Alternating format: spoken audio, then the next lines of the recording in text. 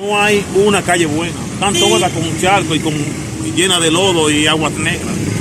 Y una inseguridad que no podemos tener en la calle. A mi esposa la atacaron, nosotros ya le quitaron el teléfono, a mi cuñada le quitaron un dinero también. O sea que estamos viviendo una zozobra en el barrio Cristo Rey.